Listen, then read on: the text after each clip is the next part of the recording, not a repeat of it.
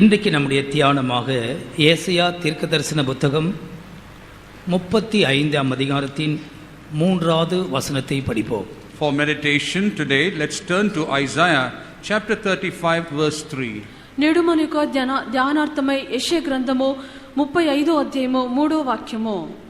தளர்ந்த கைகளை திடப்படுத்தி தள்ளாடுகிற முழங்கால்களை பலப்படுத்துங்கள். Strengthen ye the weak hands and confirm the feeble knees. సడలిన చేతులను బలపరచుడి, త్రొట్టిల్లు మోకాళ్ళను దృఢపరచుడి. தளர்ந்த கைகளை பலப்படுத்துவேன், குழஞ்ச முழங்கால்களை உரப்புவேன். வாசித்த வேத பகுதியில் திடப்படுதல் என்ற வார்த்தை இங்கே சொல்லப்பட்டிருக்கிறது. In the portion that we just read, we read the word strengthening. మనము చదివినటువంటి వేదవాక్యమునందు దృఢపరచుడి అని చదువుచున్నాము. ஒரு தேவனுடைய பிள்ளை எந்த விதத்திலே திடப்படுத்த முடியும்? How can a child of God be strengthened? ఒక దేవుని యొక్క బిడ్డను ఏ రీతిలో దృఢపరచగలమో? எத்தனையோ சந்தர்ப்பங்களிலே இந்த விசுவாச ஓட்டத்துக்குள் போகும் பொழுது நம்முடைய கைகள் தளர்ந்து போகிறது உண்டு. In many situations, while we are walking in this journey of faith, our hands do weaken. ఈ యొక్క విశ్వాస మార్గమునందు ఎన్నో సందర్భములో మన యొక్క చేతులు సడలిపోవచ్చున్నవి. ఎదుర్పారాத కార్యங்கள் நடக்கும் பொழுது, when unexpected things do happen, మనం ఎదురు చూడనటువంటి కార్యములు జరిగినప్పుడు, சில கொடிய வியாதிகள் நம்மை தாக்கும் பொழுது, when terrible sickness strikes us, కొన్ని క్రొత్త వ్యాధులు మనల్ని తాకినప్పుడు, தேவைகள் அதிகமாக நமக்கு இருக்கும் பொழுது, when our requirements are on the increase, అధికమైనటువంటి అవశ్యతలు ఉండినప్పుడు, கடந்து போகிற பாதைகள் கடினமாக இருக்கும் பொழுது, while the path that we are traversing through becomes very hard, మనము దాటి వెళ్ళినటువంటి మార్గములు కఠినముగా ఉండినప్పుడు, நம்முடைய கைகள் தளர்ந்து போகிறது, நம்முடைய கால்களும் முழங்கால்களும் கூட தள்ளாடுகிறது. Our hands do weaken and our knees also become feeble. మన యొక్క చేతులు బలహీనమగుచున్నవి, మన యొక్క మోకాళ్ళు తొట్టిల్లుచున్నవి. எனவே இன்றைக்கு நம்முடைய தியானம் ஒரு தேவனுடைய பிள்ளை எப்படி திடப்பட முடியும்? Therefore today our meditation is going to be towards how a child of God can be strengthened. కావున నేడు మన యొక్క ధ్యానార్థము ఒక దేవుని యొక్క బిడ్డను ఎలాగున్నా దృఢపరచగలమో. நாம் நம்மை திடப்படுத்திக் கொள்வதற்கு வேற எங்கும் ஓட வேண்டியதில்லை, நமக்கு தேவனே பரிகாரியாக இருக்கிறார். For us to get strengthened, there's no need for us to go elsewhere. Our God himself does have this authority. మనల్ని మనము బలపరచుకొనుటకు మనం ఎక్కడికి కూడా వెళ్ళలేము. మనల్ని బలపరచేది మన యొక్క దేవుడే. தேவ மனுஷனாகிய தாவீது அவனுடைய வாழ்க்கையிலே 3 விதங்களில் அவன் திடப்படுத்தப்பட்டான். அதை இன்றைக்கு நாம் தியான பகுதியாக எடுத்துக்கொள்வோம். David, the man of God, we studied that he was strengthened in 3 ways, and that we are going to take for our meditation today. దైవజనుడైనటువంటి దావీదు అతడు 3 రీతిలో దేవుని యొద్ద నుండి బలపరచబడి ఉన్నాడు. నేడు దాన్ని మనం చూచెదము. முதலாவது அந்த 3 வேத பகுதியும் சொல்லுகிறேன். First of all, I'm going to quote the 3 portions of the scriptures. మొదటిగా యొక్క 3 వేద వాక్యములు చెప్పెదను. முதலாம் சாமுவேல் 23ஆம் அதிகாரத்தின் 16ஆம் வசனத்தை படிக்கும் பொழுது, when you read 1 Samuel 23 verse 14, 16, మొదటి సమూయేలు 23వ అధ్యాయము 16వ వాక్యము, சவுலின் குமாரனாகிய யோனத்தான் எழுந்து காட்டில் இருக்கிற தாவீதிடத்தில் போய் தேவனுக்குள் அவன் கைகளை திடப்படுத்தினதாக நாம் படிக்கிறோம். We read that Jonathan Saul's son arose and went to David into the wood and strengthened his hand in God. సౌలు కుమారుడైన యోనాతాను లేచి వనములోనున్న దావీదు వద్దకు వచ్చి అతని యొక్క చేతులను బలపరిచినట్లుగా చూచున్నాము. சில மனுஷர்கள் அவனை கர்த்தருக்குள்ளே திடப்படுத்தி இருக்கிறார்கள். Some men had strengthened him in God. కొంతమంది వ్యక్తులు దేవుని యందు అతన్ని బలపరిచిరి. முதலாம் சாமுவேல் 30ஆம் அதிகாரத்துக்கு வரும் பொழுது, when you turn to 1 Samuel verse 30, మొదటి సమూయేలు 30వ అధ్యాయంలోకి వచ్చినప్పుడు 6ஆம் వசனத்திலே நாம் என்ன படிக்கிறோம்? what do we read in the 6th verse? 6వ వాక్యమందు ఏమి చదువుచున్నాము? அவன் மிகவும் நெருக்கப்பட்ட சந்தர்ப்பத்தில் தாவீது தன் தேவனாகிய கர்த்தருக்குள்ளே தன்னை தானே தனக்குள்ளவே திடப்படுத்தி கொண்டார். When David was greatly constrained and distressed, he encouraged himself or strengthened himself in the Lord. మిక్కిలి ఇబ్బందికరమైనటువంటి పరిస్థితి మధ్యలో దావీదు తన దేవుడైన యెహోవాను బట్టి ధైర్యం తెచ్చుకొనెను. மூன்றாவதாக, thirdly, మూడవదిగా, தேவனே நேரடியாக அவனை திடப்படுத்தின சந்தர்ப்பம். God himself directly strengthening him. దేవుడే అతన్ని తిన్నగా ధైర్యపరిచినటువంటి సందర్భము. 2 சாமுவேல் 5ஆம் அதிகாரம் 12ஆம் வசனத்தில் கர்த்தர் தன்னை இஸ்ரவேலின் மேல் ராஜாவாக திடப்படுத்தி என்று படிக்கிறோம். In 2 Samuel chapter 5 verse 12, we read that the Lord himself established him. 2 సమూయేలు 5వ అధ్యాయము 12వ వాక్యమందు ఇశ్రాయేలు మీద యెహోవా తన్ను రాజుగా స్థిరపరచననియు. எனவே ஒரு தேவனுடைய பிள்ளை இந்த 3 வழிகளிலும் அவன் திடப்படுத்தப்படக்கூடும். In all these 3 ways a child of God can be strengthened. ఒక దేవుని యొక్క బిడ్డ యొక్క 3 రీతిల్లో బలపరచబడవలెను. முதலாவது நம்மை திடப்படுத்தக்கூடியதான சில மனுஷர்கள். First of all, certain people who can strengthen us. మొదటిగా మనల్ని దృఢపరచినటువంటి కొంతమంది మనుషులు. அந்தந்த சந்தர்ப்பங்களிலே சில தேவ மனுஷர்களை கர்த்தர் எழுப்பி நாம் பலவீனப்படும் போது தேவன் நம்மை பலப்படுத்தி வருகிறார். In certain given circumstances, God raises up men around us and uses them to strengthen us. మనము బలహీనపరచబడినటువంటి సందర్భంలో దేవుడు వ్యక్తులను పంపించి మనల్ని బలపరుచున్నారు. காட்டில் இருக்கிறதான தாவீது முதலாம் சாமுவேல் 23:16 வாசிக்கும்படியாக கேட்டுக்கொள்கிறேன். First, let us turn to 1 Samuel chapter 23 verse 16. మొదటి సమూయేలు 23వ అధ్యాయము 16వ వాక్యము. அப்பொழுது சவுலின் குமாரன் யோனத்தான் எழுந்து காட்டில் இருக்கிற தாவீதினிடத்தில் போய் தேவனுக்குள் அவன் கையை திடப்படுத்தி. Jonathan, Saul's son, arose and went to David into the wood and strengthened his hand in God. இந்த வசனத்தில் நாம் என்ன படிக்கிறோம்? What do we read in this verse? ఈ యొక్క వాక్యమందు ఏమి చదువుచున్నాము? தாவீது காட்டிலே இருக்கிறான். David is in the woods or the forest. దావీదు వనములో ఉన్నాడు. காட்டில் இருக்கிறான் என்று சொல்லுகிறதன் அர்த்தம் பலவிதமான சோதனைகள் பாடுகள் மத்தியிலே போகிறதை காண்பிக்கிறது. When you say he is in the forest or in the woods, it symbolizes the difficult path that he is going through. వనములో ఉన్నాడు అని చెప్పినప్పుడు పలవిధములైనటువంటి శోధనలు శ్రమల గుండా వెళ్ళినటువంటిది. தேவன் அவனுக்கு கொடுத்ததான வாக்குத்தத்தை நிறைவேறுவதற்கு முன்பாக அவன் காடுகளிலும் வனாந்தரங்களிலும் அலைந்து திரிந்தான். Before the promise that God gave him could be fulfilled, he had to be wandering in forests and in wilderness. దేవుడు ఇచ్చినటువంటి వాగ్దానము అతనితో నెరవేర్చబట్టకు ముందుగా అతడు అడవుల్లోనూ వనముల్లోనూ అతడు సంచరించినాడు. இந்த கூட்டத்துக்கு வந்திருக்கிற தேவ பிள்ளையே, உனக்கு ஆண்டவர் நல்ல வாக்குத்தத்தங்களை செய்திருக்கலாம். அதை நீ நிறைவேற அல்லது நீ பெற்றுக்கொள்வதற்கு முன்பாக சில காடுகள் வனாந்தரங்கள் வழியாய் நீ போக வேண்டியது அவசியம். Dear child of God, God could have given you various promises, but before those promises could be fulfilled in your life, you may have to traverse through many a forests and wilderness. ఈ యొక్క కూటములకు వచ్చినటువంటి దేవుని యొక్క బిడ్డ, ప్రభు నీకు వాగ్దానము చేస్తున్నారు. ఆ యొక్క వాగ్దానము నెరవేర్చబట్టకు ముందుగా నువ్వు కొన్ని అరణ్య మార్గముల గుండా వెళ్ళవలెను. உன்னுடைய வாழ்க்கையிலே எல்லாம் பிரதிகூலமாக நடக்கும் பொழுது தேவன் என்னை கைவிட்டாரோ என்னை மறந்தாரோ என்று நீ நினைக்க வேண்டாம்.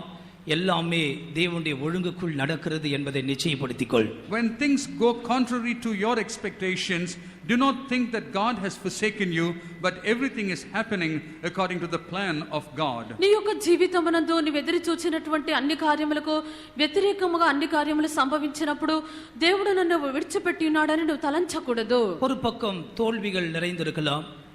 One side failures could be filling up. ఒక ప్రక్కన అపజయములు నిండి ఉండవచ్చును. சந்தோஷமே நம்முடைய வாழ்க்கையில் அற்றுப்போன நிலவரமாக இருக்கலாம். It could be a situation where you have lost all joy. మన యొక్క జీవితమందు సంతోషమే లేని స్థితి ఉండవచ్చును. ஒரு பக்கம் நிந்தை அவமானங்கள். On the other side could be reproaches and shame. మరొక ప్రక్కన నిందే అవమానములైనవి. నిరాశைகள், పలవిధமான பாடுகள். నిరాశలు, పలవిధములైనటువంటి శ్రమలు. You could have been forsaken and there could have been a lot of distress. தேவ பிள்ளையே, இதெல்லாம் நீ காடுகளில் இருக்கிறதை வெளிப்படுத்துகிறது. Dear child of God, all these things manifest that you are in the forest. దేవుని యొక్క బిడ్డ, ఇవన్నీ నువ్వు అడవిలో ఉన్నవని బయలుపరుచున్నవి. நீ வாழ்நாள் எல்லாமே இந்த காடுகளிலே இருக்க போவது இல்லை. It is not that all through your life that you are going to be in this forest. నీ యొక్క జీవిత కాలం అంతా ఈ యొక్క అడవుల్లోనే నువ్వు ఉండటలేదు. ஆண்டவரே, எவ்வளவு காலம் இந்த காடுகளிலும் வனாந்தரத்தில் நான் சுற்ற வேண்டியது என்று நீ கேட்க வேண்டிய அவசியமும் இல்லை. There is no need for you to question the Lord saying, God, How long am I to be wandering around in this forest and wilderness? ప్రభా ఎంతకాలమో ఈ యొక్క అడవిలోనూ అరణ్యములోనూ నేను తిరగవల్లని చెప్పి అడగనవసరం లేదు. நீ காடுகளில் இருந்தாலும் உன்மேல் அபிஷேக தைலம் வார்க்கப்பட்டிருக்கிறதை நீ மறந்து போக கூடாது. Though you are in the forest, do not forget that the oil of anointing has been poured on you. నీ వనములో ఉండినప్పటికీ నీ మీద అభిషేక తైలము పోయబడి ఉన్నదని మర్చిపోకూడదు. நீ ராஜாவாய் அபிஷேகம் பண்ணப்பட்டிருக்கிறாய். You have been anointed to be the king. నీవు రాజుగా అభిషేకింపబడి ఉన్నావు. நிச்சயமாக தேவன் நியமித்த அந்த நாளிலே உன்னுடைய ஆட்சியை, அரசாட்சியை, சிங்காசனத்திற்கு நீ வந்து சேருவாய். Surely on the day appointed, you will come onto the throne and start your reign. నిశ్చయముగా దేవుడు నియమించినటువంటి ఆ యొక్క దినమున ఆ యొక్క పరిపాలనకు సింహాసనమునకు వచ్చి చేరెదవు. இவனை எதிர்த்து பின்தொடர்ந்து வந்ததான தாவீது சவுல் மரித்து போனான். Saul, who came after his life, he is dead. ఇతన్ని తరుముచూ వచ్చినటువంటి సౌలు మరణించినాడు. அடைக்கப்பட்ட வாசல்கள் எல்லாமே தாவீதுக்கு நேராகவே திறந்திருந்தது.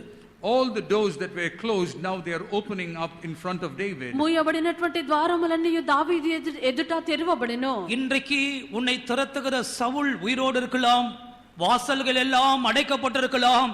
இன்றைக்கு ஆண்டவர் உனக்கு கொடுக்கிற வார்த்தை, நீ எங்கே நிற்கிறாயோ உனக்கு முன்பாகவே அந்த வாசல் திறக்கப்படும்.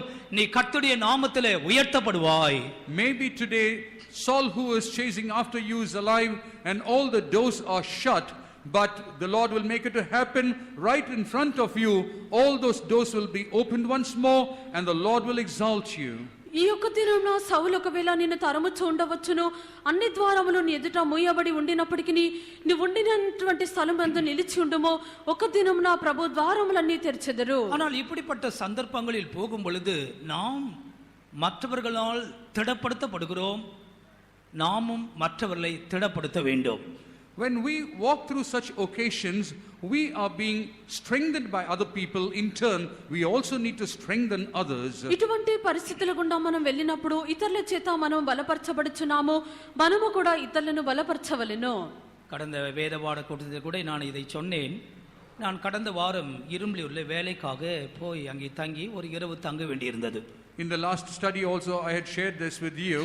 Last week I had to go and stay in Irumbalur owing to certain work. నేను వేద పట్టణంలో కూడా మీకు చెప్పినాను. పోయిన వారం మంది ఇరుంబురులో పని చేయనప్పుడు రాత్రి అక్కడ నేను నిలిచి ఉంటిని. இன்றைய சாயங்கால வேலையை முடித்துவிட்டு ஒரு 10 மணிக்கு மேல் கொஞ்ச நேரம் ஜெபிக்க உட்கார்ந்தேன். After finishing my work in the evening, around 10 o'clock, I went and sat down to pray. సాయంకాలము నా యొక్క పనిని ముగించి రాత్రి 10 గంటలకు ప్రార్థించుట కూర్చుంటిని. சபையின் சில பொதுவான பாரங்கள் நிமித்தமாக நான் ஜெபித்துக் கொண்டே இருந்தேன். Owing to certain burden of the church, I continued in prayer. సంఘం యొక్క కొన్ని భారముల నిమిత్తము నేను ప్రార్థించుచుంటిని. திடீர்னு ஒரு சகோதரன் வந்தார். Suddenly a brother came in. అకస్మాత్తుగా ఒక సహోదరుడు వచ్చిరి. 2-3 வார்த்தைகள் பேசினார். He spoke a few words. 2-3 మాటలు మాట్లాడిరి. அவர் ஒரு senior elder. He was a senior elder. ఆయన ఒక పెద్ద సహోదరుడు. அவர் சொன்னார், அண்ணே கர்த்தர் உங்களை அதிகமாக நேசிக்கிறார். அந்த 2-3 வார்த்தைகள் ஒரு வார்த்தை, ஆண்டவர் உன்னை அதிகமாக நேசிக்கிறார் என்று சொன்னார். Of the few sentences he spoke to me, one was, brother, the Lord loves you very much. అతడు మాట్లాడినటువంటి మాటల్లో ఒక మాట, ప్రభువు మిమ్మల్ని అధికముగా ప్రేమిస్తున్నారు. அந்த ஒரு வார்த்தை எனக்காகவே பரத்திலிருந்து அனுப்பப்பட்டது போலவே நான் உணர்ந்தேன். That one word I felt as if it was sent from heaven to me. ఆ ఒక్క మాట పరలోకం నుండి నా నిమిత్తము పంపబడి ఉన్నదని నేను తలంచినాను. உடனே என் பாரங்கள் எல்லாமே என்னை விட்டு அகன்று போய்விட்டது. Immediately all the burden that I had departed from me. వెంటనే నా యొక్క భారములన్నీ తొలగిపోయిను. இப்படி எத்தனையோ சந்தர்ப்பங்களில் இந்த விசுவாச பாதையில் நாம் மற்ற தேவ மனுஷர்களால் திடப்படுத்தப்படுகிறோம். Like this, in many occasion, in this path of faith, we are being strengthened by other people. ఇలాగున ఎన్నోసార్లు దేవుని యొక్క జనుల చేత మనము ఈ యొక్క మాటల చేత బలపరచబడుచున్నాము. புதிய ஏற்பாட்டிலும் பழைய ஏற்பாட்டிலும் சில தேவனுடைய பக்தர்கள் எப்படி திடப்படுத்தவர்களாக இருந்தார்கள் என்று முதலாவது 5 நபர்களை உங்களுக்கு சொல்லுகிறேன். In the New Testament and the Old Testament, how there were people who have been strengthened. There were 5 of them whom I am going to expound to you. పాత నిబంధనలోను క్రొత్త నిబంధనలోను ఏ రీతిగా బలపరచబడినారని చెప్పి 5 వ్యక్తులను గురించి చెప్పెదను. அப்போஸ்தலர் 14 அதிகாரம் 22 வசனத்தில் பரிசுத்த பவுலை குறித்து படிக்கிறோம். In Acts of the Apostles, chapter 14, verse 22, we read about Saint Paul. అపోస్తుల కార్యములు 14వ అధ్యాయము 22వ వాక్యమందు అపోస్తుడైనటువంటి పౌలు బలపరచబట్ట చూచున్నాము. சீஷருடைய மனதை திடப்படுத்தி விசுவாசத்திலே நிலைத்திருக்கும்படி அவர்களுக்கு புத்தி சொல்லி நாம் அநேக உபத்திரவங்களின் வழியாய் தேவனுடைய ராஜ்யத்தில் பிரவேசிக்க வேண்டும் என்று சொன்னார்கள். ஆண்டவருக்கு ஸ்தோத்திரம். Praise be to the Lord. ప్రభువుకు స్తోత్రము. இந்த வசனத்தில் பரிசுத்த பவுல் திடப்படுத்தக்கூடியவராக இருக்கிறார். In this verse, Saint Paul is one who is strengthening ఈ యొక్క others. వాక్యమునందు పరిశుద్ధుడైన పౌలు దృఢపరచువాడుగా ఉన్నాడు. அவர் இந்த வார்த்தையை சொல்லுவதற்கு சற்று நேரத்திற்கு முன்பாக அவர் ஒரு கொடுமையான உபத்திரவங்கள் வழியாக கடந்து சென்றார். Before he could share these words a while ago, he had to pass through a very difficult time. ఈ యొక్క మాటను చెప్పుటకు ముందుగా అతడు భయంకరమైనటువంటి ఉపద్రవముల గుండా వెళ్ళి ఉన్నాడు. லீஸ்திரா என்று சொல்லப்பட்ட பட்டணத்திற்கு புறம்பே அடித்து கொண்டு போய் அவரை போட்டார்கள். They had stoned him and thrown him out of a city called Lystra. ఆ యొక్క లూస్త్రా అని చెప్పబడినటువంటి పట్టణమునకు బయట అతన్ని కొట్టి పారవేసి ఉన్నారు. நான் இந்த வேத பகுதியை படிக்கும் பொழுதெல்லாம் சில வேளைகளிலே இந்த அடித்து போட்ட நாய்களை கட்டி இழுத்து கொண்டு போவார்களே, அதுபோல இந்த பரிசுத்தவானை வெளியே இழுத்து கொண்டு போனார்கள் என்று சொல்லப்பட்டிருக்கிறது. When you read this portion of the scripture, you get the picture of how dogs are beaten and dragged out. In such a way, this saint of God had been beaten and he was dragged out of the city. ఈ యొక్క వాక్యమును చదివినప్పుడంతయు నా జ్ఞాపకం వచ్చినటువంటి కార్యము, కొన్నిసార్లు కుక్కలను చంపి వారు కట్టి ఈడ్చుకొని వెళ్ళుచున్నారు. ఆ రీతికి తన్ని ఈడ్చుకొని వెళ్ళిరి. மரித்து போனான் என்று எண்ணினார்களாம். They thought that he was dead. అతడు చనిపోయినని వారు అనుకుని ఉన్నారు. சீஷர்கள் சூழ்ந்திருக்கும் பொழுது மறுபடியும் ஜீவன் உண்டாயிற்று. While the disciples were encircling him, once again life came back into him. శిష్యులు అతని చుట్టూ నిలిచుండగా మరలా అతనిలో జీవము కలిగెను. இப்பொழுது அவர் என்ன சொல்லுகிறார்? What does he say now? ఇప్పుడు ఆయన ఏమి చెప్పుచున్నారు? விசுவாசத்திலே நீங்கள் நிலைத்திருங்கள். You have to continue in faith. విశ్వాసమందు నిలకడగా ఉండుడి. நாம் அநேக உபத்திரவங்கள் வழியாக தேவ ராஜ்யத்துக்குள்ளே பிரவேசிக்க வேண்டும். Through much tribulation, we have to enter into the kingdom of God. మనం అనేక శ్రమలను అనుభవించి దేవుని రాజ్యంలో ప్రవేశింపవలెను. இவர் கடந்து போன உபத்திரவத்தின் மார்க்கம் மற்றவர்களை திடப்படுத்தக்கூடியதான மனுஷனாக இவரை உருவாக்கிற்று. The path of distress that he went through became a strength in him in order to strengthen others. ఇతడు దాటి వెళ్ళినటువంటి యొక్క శ్రమల మార్గం అన్నది ఇతరులను దృఢపరచునట్లుగా మార్చి ఉన్నది. எனவே தொடர்ந்து உள்ள அதிகாரங்களிலே அவருடைய வார்த்தைகளை படிக்கும் பொழுது திடப்படுங்கள் திடப்படுங்கள் என்று சொல்லக்கூடியவராகவே இருந்தார். When you continue to read about his words in the other chapters, he keeps telling about how to be established or to be strengthened. కొనసాగించి మనం అధ్యాయములందు చదివినప్పుడు ఆయన అనేక స్థలములందు దృఢపరచబడుడనే వ్రాయిచున్నారు. 15ஆம் அதிகாரத்தின் 41ஆம் வசனத்தை படிக்கும் பொழுது, When you turn to the 15th chapter verse 41, 15వ అధ్యాయము 41వ వాక్యము చదివినప్పుడు சீரியாவிலும் சிசிலியாவிலும் திரிந்து சபைகளை திடப்படுத்தினான். he went through Syria and Cilicia and he started confirming or strengthening the churches. ఆయన సంఘములను స్థిరపరచుచు సిరియా కిలికియా దేశముల ద్వారా సంచారం చేయుచుండెను. 18ஆம் அதிகாரத்தின் 23ஆம் வசனத்தை படிக்கும் பொழுது, When you turn to chapter 18 verse 23, 18వ అధ్యాయము 23వ వాక్యం చదివినప్పుడు கடைசி பகுதியிலே பல இடங்களிலே சுற்றி திரிந்து சீஷர் எல்லாரையும் அவன் திடப்படுத்தினான்.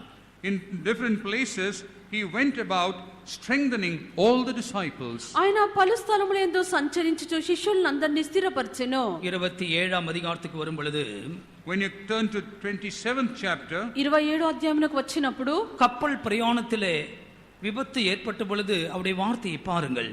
in the danger that met them while he was in the ship, see the words he uses. వారి యొక్క ఓడ ప్రయాణమునందు అపాయం వారికి సంభవించినప్పుడు ఆయన యొక్క మాటలు చూడుడి. 27ஆம் அதிகாரத்தின் 22ஆம் வசனத்தில், ஆகிலும் திடமனதாயிருங்கள் என்று இப்பொழுது உங்களுக்கு தைரியம் சொல்லுகிறேன். In chapter 27 verse 22, he says, be of good cheer.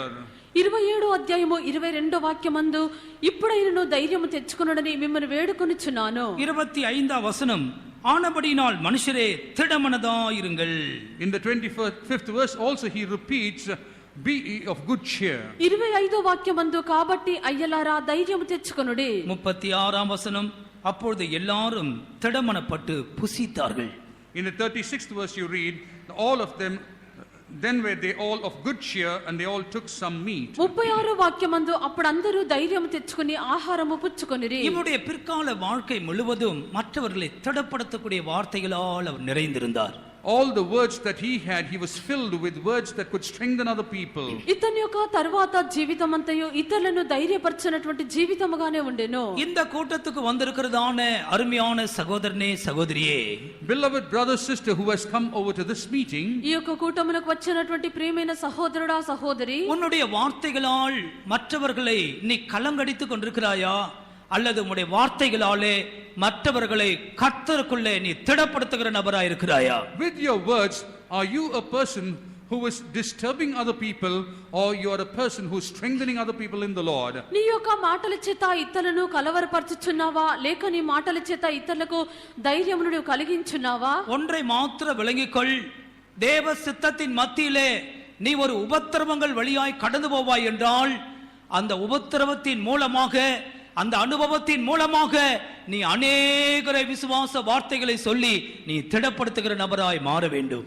One thing you need to understand, if you are going through distressing path or through difficulties, you have to understand that while you are strengthened, you have to strengthen other people through many words. ఒక కార్యమును గ్రహించవలెను. దేవుని యొక్క చిత్త ప్రకారము అనేక విధములైనటువంటి శ్రమల మార్గము గుండా నువ్వు వెళ్ళొచ్చు ఉండినట్లయితే ఇతరులను ధైర్యపరచనటువంటి ధైర్యముగల మాటలు పొందునట్లుగా నువ్వు మారవలెను. அவிசுவாச வார்த்தைகளை பேசுவோம் என்றால் மற்றவருடைய இருதயம் தண்ணீரை போல கரைந்து போகும். If we were to utter words of unbelief, others' hearts would melt as water.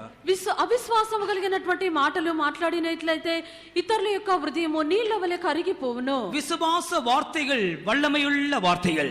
The words of faith are powerful words. విశ్వాసపు మాటలు శక్తిగల మాటలై ఉన్నవి. எனவே மற்றவர்களை திடப்படுத்துகிற வார்த்தை உள்ளவர்களாக நாம் இருப்போம்.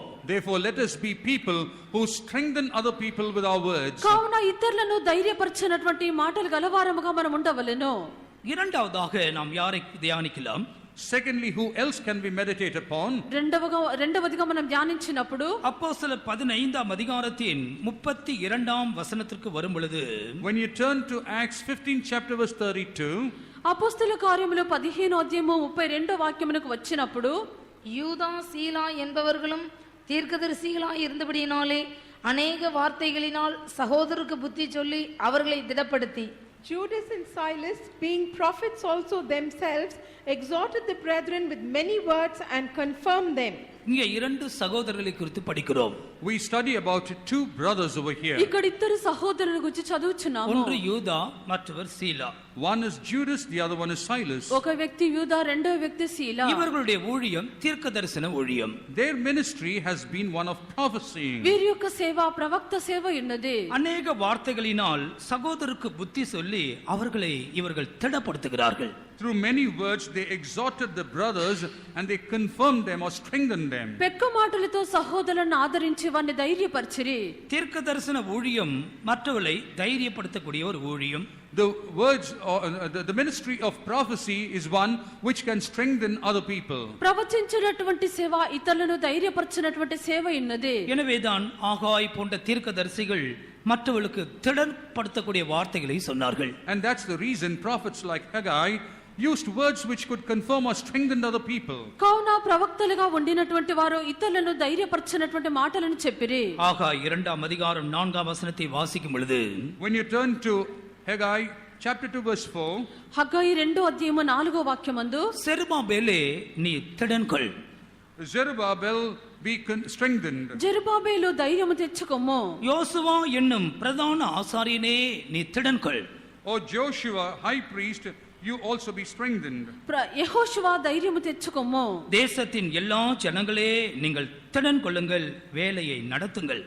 All the people of the land be strengthened and continue in your work. దేశంలోనున్న సమస్త జనులారా ధైర్యము తెచ్చుకొని పని జరిగించుడి. இவருடைய தீர்க்கதரிசன ஊழியம் மற்றவர்களை தைரியப்படுத்தக்கூடிய ஊழியமாக இருந்தது. His ministry of prophecy was one of confirming or strengthening other people. ఇతని యొక్క ప్రవచించినటువంటి పరిచర్య ఇతరులను ధైర్యపరిచినదిగా ఉండెను. சிறையிலிருந்து திரும்பி வந்ததான எஸ்ராவுக்கும் நெகேமியாவுக்கும் இப்படிப்பட்ட தீர்க்கதரிசிகள் இருந்தார்கள்.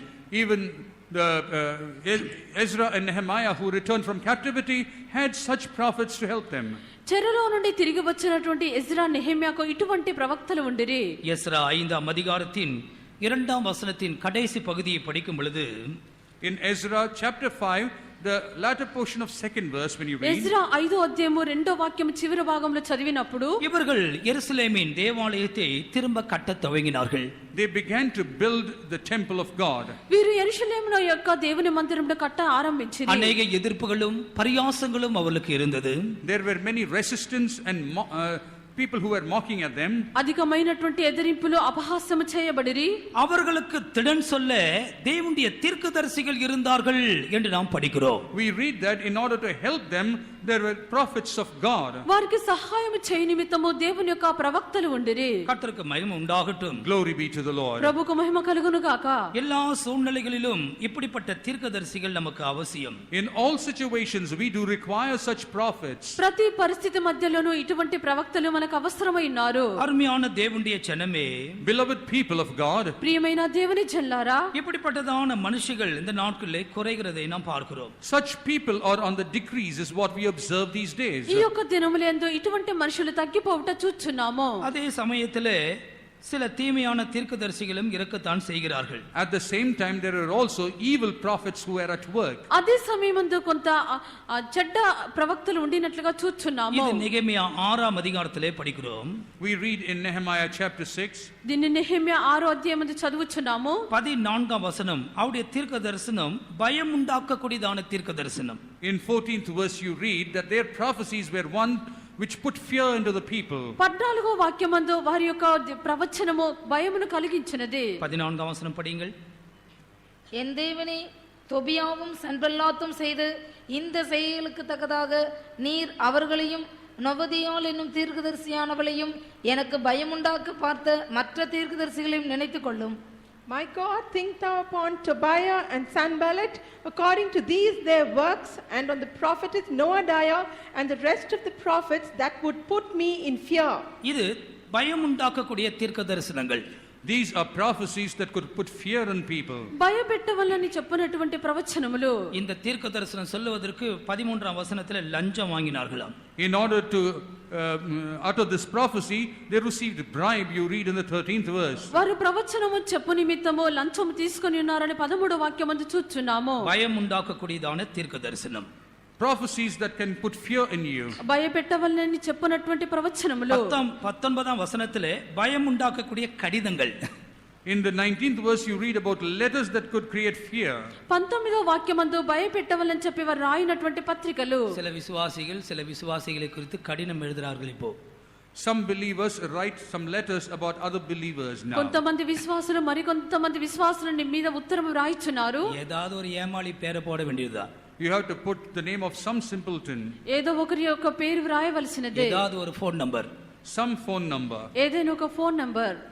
இப்படி கடிதங்கள் எங்களுக்கு இப்போது வருகிறது. Such letters are coming to us now. ఇటువంటి ఉత్తరములు మాకు వచ్చుచున్నవి. நாங்கள் சபையாருக்கு சொல்லுகிற புத்திமதி என்னவென்றால், The advice that we give to the members of the church, మేము సంఘస్థులకు చెప్పినటువంటి బుద్ధి మాటలు ఏమనగా, உன்னுடைய விலாசம் எழுதாமல் நீ எழுதுகிறத கடிதங்கள் இருந்து நீ யார் எழுதினீர்கள் எனக்கு தெரியாது, நீங்கள் விளங்கிக் கொள்ளுங்கள், நீங்கள் படு பாதாளத்துக்குள் இருந்துதான் எழுதுகிறீர்கள் என்று நான் விளங்கிக் கொள்கிறேன்.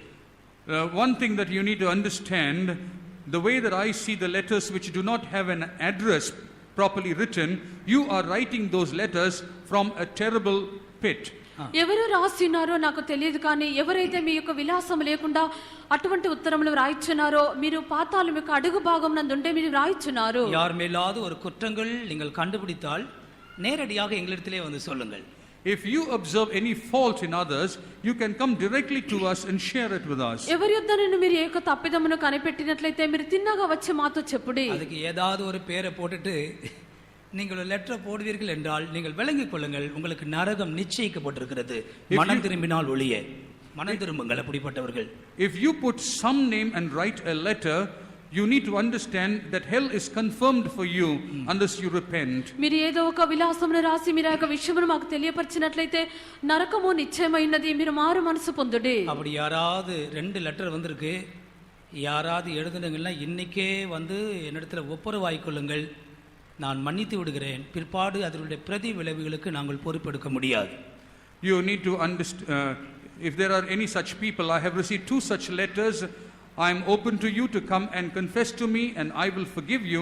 Otherwise, the consequences, I cannot take charge of that. రెండు ఉత్తరములు మాకు వచ్చి చేరినవి అది ఎవరైతే వ్రాసినారో వచ్చి నాతో సమాధానపడి నేను మిమ్మల్ని క్షమించదను లేదా లేనట్లయితే దాని తర్వాత కలుగునటువంటి ఫలితములకు మేము బాధ్యులము కాము. அப்படிப்பட்ட காரியங்கள் ஒரு நல்ல விஷயங்கள் அல்ல அது. Such things are not good behavior. అటువంటి విషయములు మంచి కార్యములు కాదు. ஆண்டவருக்கு ஸ்தோத்திரம். Praise be to the Lord. ప్రభువుకు స్తోత్రము. அதே சமயத்தில் நாங்கள் ஏதாவது சிலருக்கு புத்திமதிகளை சொன்னால் நல்ல இருதயத்தில் எடுத்துக்கொள்ளுங்கள். யாரு சொன்னாங்க எவங்க சொன்னாங்க ரோடுகளில் சண்டை போடுகிற ஆட்களாய் போகாதீர்கள். அது ஒரு நல்ல காரியங்கள் அல்ல. At the same time, if we give you any good advice, take it from a good heart. Do not come back to ask as to who have said this and start fighting about it. అదే సమయమందు మంచి బుద్ధి మాటలు మేము చెప్పినప్పుడు మంచి హృదయంతో మీరు అంగీకరించుడి. మీకు ఎవరు చెప్పినారని చెప్పి మీరు ఇతరులతో కలహించకూడదు. கர்த்தருக்கு ஸ்தோத்திரம். Praise be to the Lord. ప్రభువుకు స్తోత్రము. இங்கே யூதாவும் சீலாவும் தீர்க்கதரிசன ஊழியங்களை செய்கிறார்கள். Here Judas and Silas are doing the ministry of prophecy. ఇక్కడ యూదాయు సీలాయు వారు ప్రవచించినటువంటి సేవను చేసిరి. தீர்க்கதரிசனத்தின் ஆவி என்று சொல்லுகிறது அது கிறிஸ்துவின் ஆவியாக இருக்கிறது. When you say the spirit of prophecy, it is the spirit of Christ. ఈ యొక్క ప్రవచనపు ఆత్మన్నది క్రీస్తు యొక్క ఆత్మ ఉన్నది. ஒரு மனுஷனுக்குள் கிறிஸ்துவின் ஆவி இருந்தால் அவன் ஒரு தீர்க்கதரிசியாக இருக்கிறான். If there is the spirit of Christ in a man, he is a prophet. ఒక మనుషుని యందు క్రీస్తు యొక్క ఆత్మ ఉండినట్లయితే అతడు ప్రవక్త ఉన్నాడు. இப்படிப்பட்டவர்கள் தங்களுடைய வார்த்தைகளினாலே மற்றவர்களை தைரியமடைய செய்கிறார்கள். Such people, through their words, they confirm or strengthen other people. ఇటువంటి వారు తమ యొక్క మాటల చేత ఇతరులను ధైర్యపరుచున్నారు. இன்றைக்கும் தீர்க்க தரிசனங்கள் உண்டாயிருந்தது.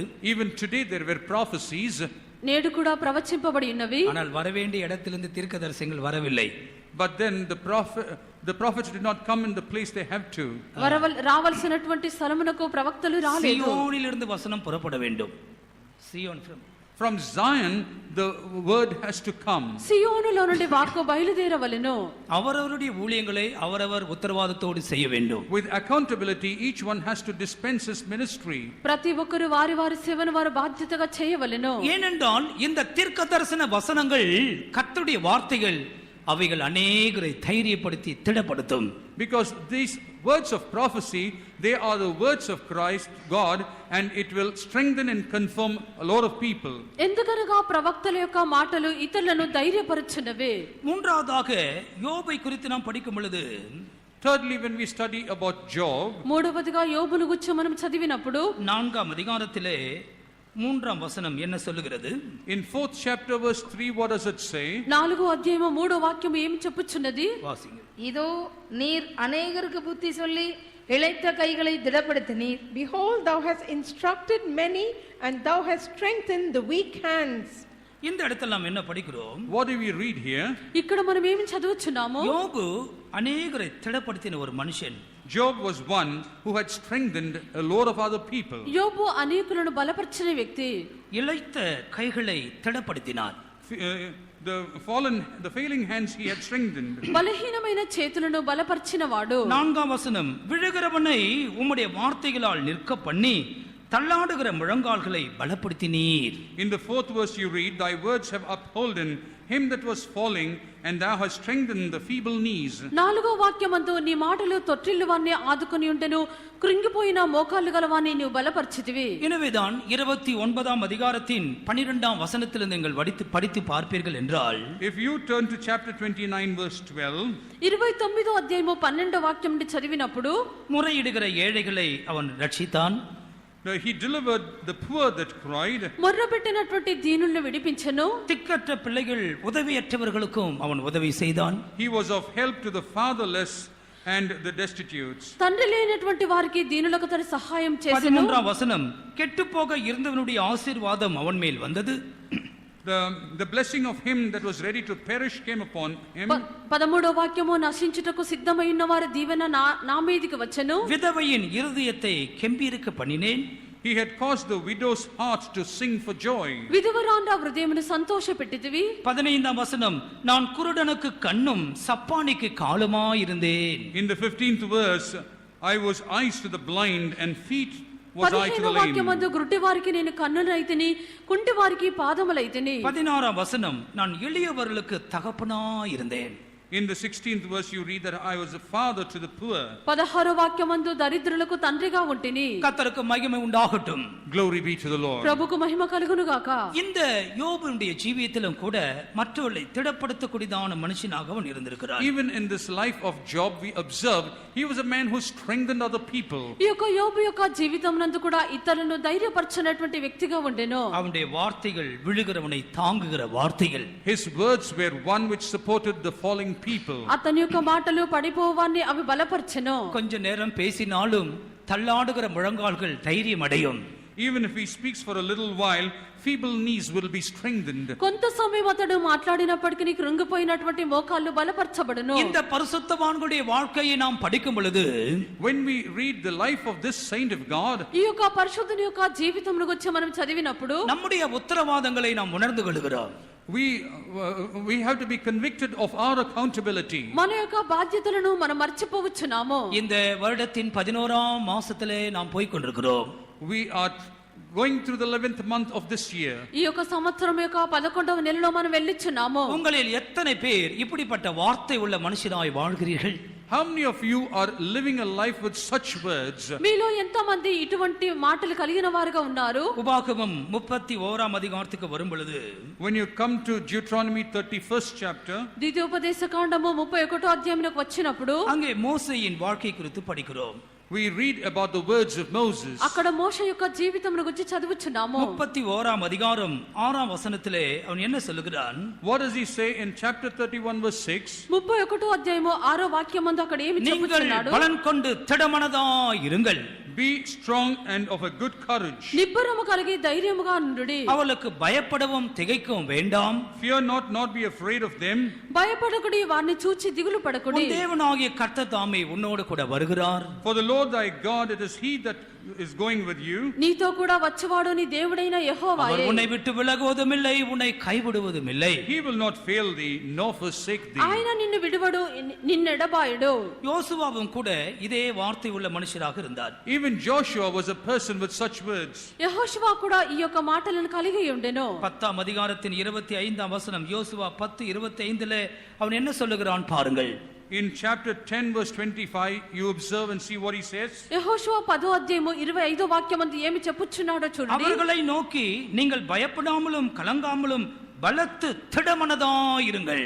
He said unto them, fear not, nor be dismayed, be strong and of good courage. ఆయన వారితో మీరు భయపడకుడి, జడియకుడి, దృఢత్వము వహించి ధైర్యముగా నుండుడి. தேவ பிள்ளையே, இப்படிப்பட்டதான பக்தர்கள் நம்முடைய மத்தியில அவசியம். Dear child of God, such godly people are important in the midst of us. దేవుని యొక్క బిడ్డ, మన మధ్యలో ఇటువంటి భక్తులు అవసరమై ఉన్నారు. கர்த்தருக்குள்ளே மற்றவர்களை திடப்படுத்தக்கூடியதான தேவனுடைய பிள்ளைகள். The children of God who can strengthen other people in the Lord. ప్రభువునందు ఇతరులను ధైర్యపరచినటువంటి దేవుని బిడ్డలు. இவர்களுக்குள்ளே கிறிஸ்துவின் ஆவி உண்டு. The spirit of Christ is in them. ఇతని యందు క్రీస్తు యొక్క ఆత్మ కలదు. இவர்கள் விசுவாச மார்க்கத்தார். They are people of faith. వీరు విశ్వాస సంబంధులు. இவர்களுடைய வார்த்தைகளை கேட்கும்போது மற்றவர்களுக்கு ஒரு பெரிய தைரியம். When other people hear their words, they have a great encouragement. వీరి యొక్క మాటలు వినినప్పుడు ఇతరులకు ధైర్యం కలుగుచున్నది. கர்த்தருக்கு மகிமை உண்டாகட்டும். Glory be to the Lord. దేవునికి మహిమ కలుగును గాక. கானானை வேவு பார்க்க போனவர்கள் என்ன சொன்னார்கள்? Those who went to spy Canaan, what did they say? కనాను దేశమును వేగు చూచుటకు వెళ్ళిన వారు ఏమి அவர்கள் చెప్పినారు? சபைக்கு துர்ச்செய்தியை கொண்டு வந்தார்கள். They brought bad news to the church. వారు సంఘములోనికి చెడ్డ సమాచారము తెచ్చిరి. இந்த துர்ச்செய்தியினால ஜனங்கள் எல்லாரும் அழ ஆரம்பித்தார்கள். Because of this bad news, people started weeping. ఈ యొక్క చెడ్డ సమాచారమును బట్టి జనులందరూ విలపించినారు. யோசுவாவும் காலேபும் ஜனத்தை அமர்த்தினார்கள். Joshua and Caleb made the people to be silenced. యెహోషువ కాలేబు జనులను వారు ధైర్యపరిచిరి. அப்படிப்பட்ட ஆட்கள் இந்த நாட்கள் அவசியம். Such people we do require these days. అటువంటి వారి యొక్క దినములు ఎంత అవసరమైనారు. தேவ பிள்ளையே, இந்த வார்த்தையை கர்த்தர் உனக்காக கொடுக்கிறார். Dear child of God, these words are coming towards you from the Lord. దేవుని యొక్క బిడ్డ, ఈ మాటను ప్రభు నీ కొరకు ఇచ్చుచున్నారు. நான் அடுத்த விஷயத்திற்கு போவதற்கு முன்பாக ஒரு நிமிஷம் இந்த காரியத்திற்காக நாம் கர்த்தரை ஸ்தோத்திரிக்க போகிறோம். Before we go to the next part, we are going to praise God for this matter. తర్వాత విషయమునకు వెళ్ళుటకు ముందుగా ఈ యొక్క విషయం నిమిత్తమే దేవుణ్ణి మనము స్తోత్రించదము. காட்டில் இருக்கிறதான தாவீதுக்கள் அநேகம். There are many Davids who are in the forest. అడవిలో ఉండినటువంటి దావీదులు అనేకులై ఉన్నారు. அவர்களுக்கு தைரியம் சொல்ல யோனத்தான்களோ நம்முடைய மத்தியில் இல்லை.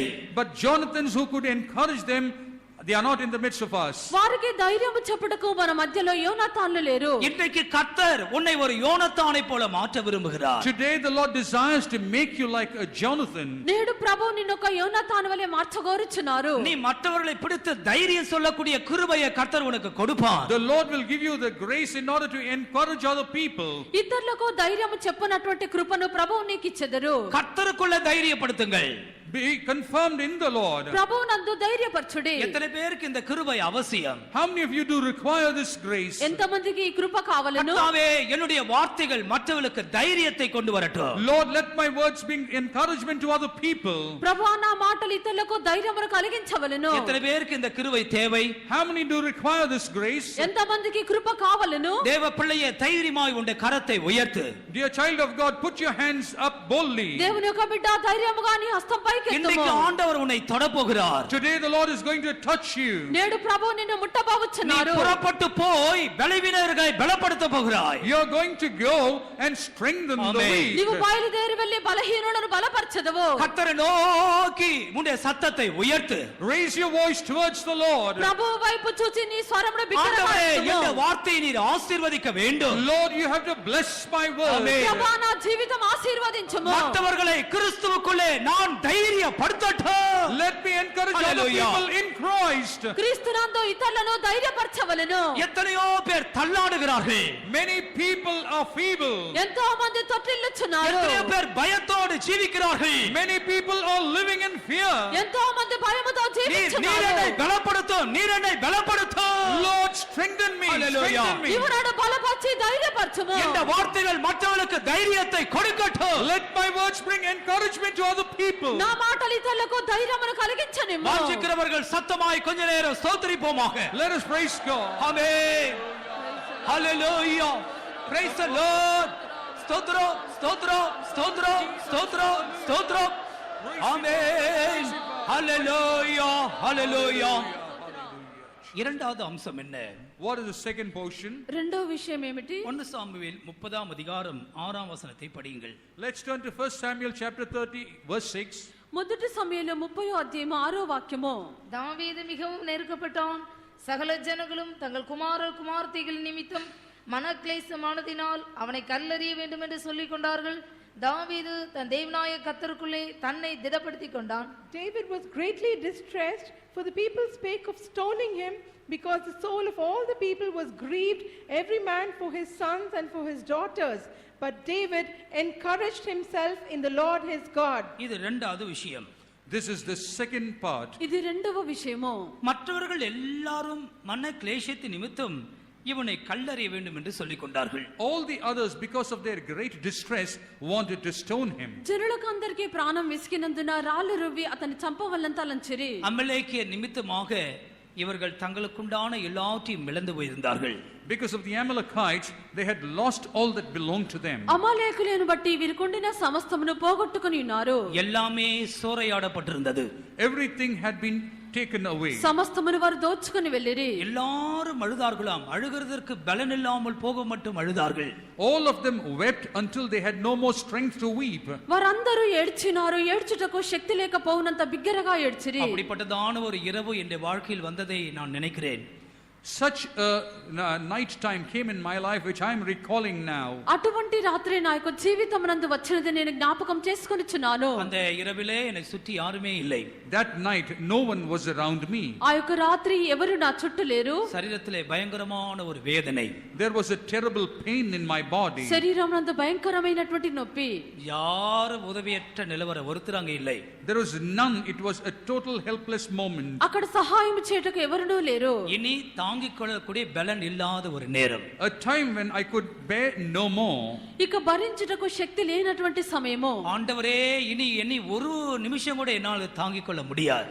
Lord, even another minute I cannot pass by. ప్రభా ఇక ఒక నిమిషము కూడా నేను భరించలేను. தேவ பிள்ளையே, நம்முடைய தேவன் சில வேளைகளில் அந்த வழிகளில் நம்மை கொண்டு போகிறார். Dear child of God, sometimes our God takes us through such paths. దేవుని యొక్క బిడ్డ కొన్నిసార్లు ఇటువంటి మార్గముల గుండా ప్రభు మనల్ని నడిపించున్నారు. ஒருவேளை இந்த கூட்டத்திலே உன்னுடைய நிலவரம் அப்படி இருக்கலாம். Maybe in this meeting your condition is such as that. ఒకవేళ ఈ కూటమునందు నీ యొక్క పరిస్థితి అలా ఉండవచ్చును. அழுவதற்கு இனி பலனே இல்லை. There is no more strength to weep. ఏడ్చుటకి ఇక శక్తి లేదు. மிகவும் நெருக்கமான சந்தர்ப்பம். A great constraining situation. మిక్కిలి ఇరుకైనటువంటి సందర్భము. இப்படிப்பட்டதான வழிகளிலே வேத வசனம் நமக்கு ஒரு பிரகாசமான வாசலை திறந்து கொடுக்கிறது. In all such occasion, the scripture opens us bright doors. ఇటువంటి సందర్భమునందు దేవుని యొక్క వాక్యము మనకు ప్రకాశవంతమైన ద్వారమును తెరుచున్నది. அது என்ன அந்த பிரகாசமான வார்த்தை? What are those bright words? ఆ యొక్క ప్రకాశవంతమైనటువంటి మాట ఏమైంది? தேவனாகிய கர்த்தருக்குள்ளே தன்னை அவன் திடப்படுத்திக் கொண்டான். David encouraged himself in the Lord God. దావీదు తన దేవుడైన యెహోవాను బట్టి ధైర్యము తెచ్చుకొనెను. அது எப்படி நடந்திருக்கும்? How could it have happened? అది ఎలాగున జరిగి ఉండును? 42వ సంగీతத்தை எடுத்துக்கொள்ளுங்கள். Move to 42nd Psalm. 42వ కీర్తన తీసుకొనుడి. அவன் போகிறதான வழியை குறித்து நாம் அந்த சங்கீதத்திலே அறியலாம். The path that he was going through we can know from that psalm. అతడు వెళ్ళుచున్నటువంటి మార్గమును గురించి అక్కడ మనం చదవగలము. 3ஆம் வசனத்தில் ஜனங்கள் கேட்கிறார்கள். 42ஆம் சங்கீதம் 3ஆம் வசனத்தில் உன் தேவன் எங்கே என்று சத்துருக்கள் நாள்தோறும் சொல்லுகிறார்கள். In chapter 42 verse 3 we read that the people are continually asking, where is thy God? మూడో వాక్యమునందు శత్రువులు లేచి నీ దేవుడు ఏమాయనని వారు నిత్యము అడుగుచున్నారు. இரவும் பகலும் என் கண்ணீரே எனக்கு உணவாயிற்று. Night and day my tears have been my meat. రాత్రింబగళ్ళు నా కన్నీళ్లు నాకు అన్నపానములాయెను. என் உள்ளம் எனக்குள்ளே உருகுகிறது என்று 4ஆம் வசனத்தின் கடைசி பகுதியிலே சொல்லுகிறான். In the last portion of the 4th verse he says that his soul has been poured out. నాలుగో వాక్యమందు చివరి భాగమందు నా ప్రాణము నాలో కరిగిపోవచ్చున్నది. இப்போது அவன் என்ன சொல்லுகிறான்? What does he say now? ఇప్పుడు అతడు ఏమనుచున్నాడు? என் ஆத்துமாவே ஏன் கலங்குகிறாய்? My soul, why are you disturbed? నా ప్రాణమా నీవేలా కృంగియున్నావు? தனக்குள்ளே பேசிக் கொள்கிறான். He is speaking within himself. ఆయన తనలో తానే எல்லாரும் మాట్లాడుకొనుచున్నాడు. கவனிக்கிறீங்களா? Are you listening? అందరు గమనించున్నారా? நமக்குள்ளவே பேசிக்கொள்ளணும்.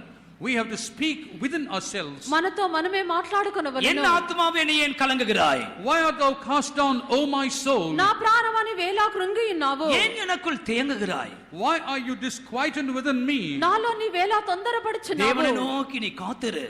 Hope thou in God. దేవుని యందు నిరీక్షణ ఉంచుము. கர்த்தருக்கு மகிமை உண்டாகட்டும். Glory be to the Lord. దేవునికి మహిమ కలుగును గాక. 11ஆம் வசனங்களை வாசிக்கும் பொழுது When you read the 10th and the 11th verse, 10, 11 వాక్యములు చదివినప్పుడు உன் தேவன் எங்கே என்று என் சத்துருக்கள் நாள்தோறும் என்னோட சொல்லுகிறார்கள். mine enemies reproach me, asking me, where is your God? నీ దేవుడు ఏమాయనని నా శత్రువులు దినమెల్లా అడుగుచున్నారు. என்னை நிந்திப்பது என் எலும்புகளை உருவ குத்துகிறது போல் இருக்கிறது. When they reproach it, వారు తమ దూషణల చేత నా ఎముకలు విరుచుచున్నారు. இப்போது அவன் என்ன சொல்லுகிறான்? what does he say now? ఇప్పుడు అతడు ఏమి என் చెప్పుచున్నాడు? ஆத்துமாவே ஏன் கலங்குகிறாய்? Why art thou cast down, O my soul? నా ప్రాణమా నీవేలా కృంగియున్నావు? ஏன் எனக்குள்ளே தேங்குகிறாய்? Why are you disquieted within me? నాలో నీవేలా తొందరపడుచున్నావు? அடிக்கடி இந்த வார்த்தையை அவன் சொல்லுகிறதை நீங்கள் பார்க்கலாம். You can see that frequently he mentions this word. తరచుగా ఇలాగున చెప్పుట చూడగలము. 23ஆம் அதிகாரம் 5ஆம் வசனம், Chapter 23 verse 5. 23వ కీర్తన 5వ వాక్యము. கர்த்தருக்கு மகிமை உண்டாகட்டும். இப்படி சில வசனங்களை நாம் பார்க்கிறோம். We read such verses. ఇలాగున కొన్ని వాక్యములను చూడగలము. பிரியமானவர்களே, இப்படிப்பட்ட சந்தர்ப்பங்கள் வரும் பொழுது, Beloved, when such occasions do come in, ప్రియులారా ఇటువంటి సందర్భములు వచ్చినప్పుడు ஒரு தேவனுடைய பிள்ளை தனக்குள்ளவே அவன் ஸ்திரப்பட வேண்டும். a child of God has to strengthen within himself. ఒక దేవుని యొక్క బిడ్డ దేవుని అందే ధైర్యం తెచ్చుకొనవలెను. இதுதான் யாக்கோபினுடைய வாழ்க்கையிலும் நடந்தது. This is what happened in the life of Jacob. ఇదే యాకోబు యొక్క జీవితమందు జరిగి ఉన్నది. ஆதியாகமம் 48ஆம் அதிகாரத்தில் நாம் படிக்கும் பொழுது, When you turn to Genesis chapter 48, ఆదికాండము 48వ అధ్యాయం చదివినప్పుడు 2ஆம் வசனத்தில் கடைசி பகுதி, அப்பொழுது இஸ்ரவேல் தன்னை திடப்படுத்திக் கொண்டு கட்டலிலே உட்கார்ந்தான். in the second verse, the latter portion you read, Israel strengthened himself and sat upon the bed. రెండో వాక్యం యొక్క చివరన చూచినప్పుడు అంతటా ఇశ్రాయేలు బలము తెచ్చుకొని తన మంచం మీద కూర్చుండెను. ரொம்ப வயதான மனுஷன் ஆனால் தனக்குள்ளே ஒரு திடப்படுத்திக் கொண்டான். He was very old, but he strengthened himself. మిక్కిలి వృద్ధుడైనటువంటి వ్యక్తి అయితే బలము తెచ్చుకొని కూర్చుండెను. ஆகாயின் புஸ்தகத்திலே படிக்கும் பொழுது When you turn to the book of Haggai, మనం హగ్గాయి గ్రంథములో చదివినప్పుడు ஆகாய் 3ஆம் அதிகாரத்தில் நாம் என்ன படிக்கிறோம்? what you read in Haggai 3rd chapter, హగ్గాయి 3వ అధ్యాయం అందు ఏమి చదువుచున్నాము? 3ஆம் அதிகாரம் 16-17 நாம் வாசிங்க.